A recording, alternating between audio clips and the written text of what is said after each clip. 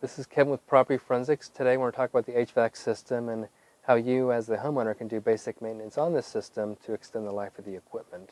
So first off is the drain pan. So if you see standing water or rust, definitely call an HVAC specialist to come out and replace the drain pan and service the equipment. While the system is running, what you can do is check to see if the drain line is clogged. And how you can do that is just basically put your hand up against the drain line. And if you feel suction against the drain line, then the drain line is clear.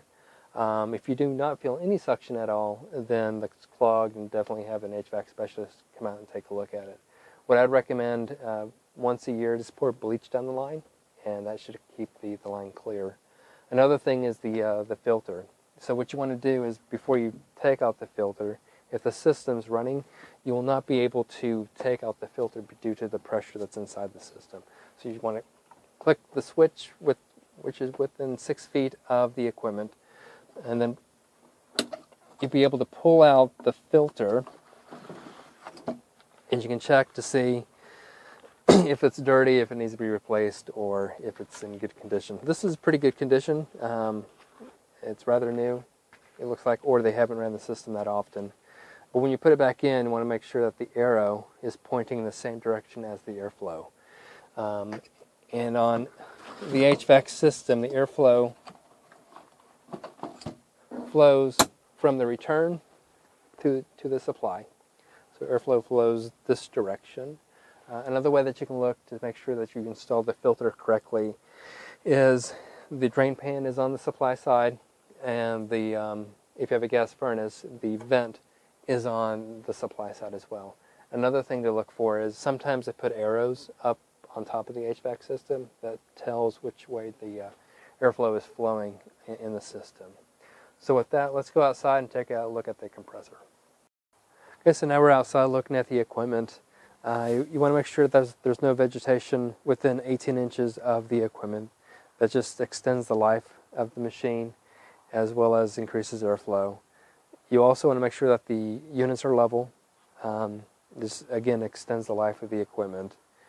On your refrigerant line, you want to make sure that there's insulation on the lines. If they're damaged or cracked, just basically replace them. Next is on your penetration points inside the house. You want to make sure that they're sealed. This is easy access for rodents and bugs to come in. So you just, if they're not sealed, just get some sealant and seal them up. And then finally is your cutoff switches. Basically, they're breakers for these units to be serviced. And put a wrap on it. Okay, for those who want to understand how old the equipment is or how big the tonnage is on the machine, you can look at the label, and on the model number, if you see a number that's divided by 12, that will tell you the tonnage. So 48 divided by 12 is 4, so it's a 4-ton unit. These letters here will tell you basically the age of the equipment, but you can find that information on buildingcenterinfo.org. You just type this in based off of the model, and it will pull up how old the equipment is. Another thing to look for is on the amps. So the max amp is 45, so you do not want a breaker that's greater than 45 amps due to they'll cause damage to the equipment.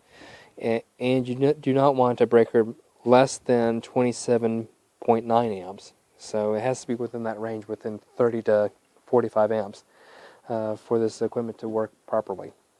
This is Kevin with Property Forensics out of Dallas, Texas. We thank you for your time. You can visit us on our website at propertyforensics.com.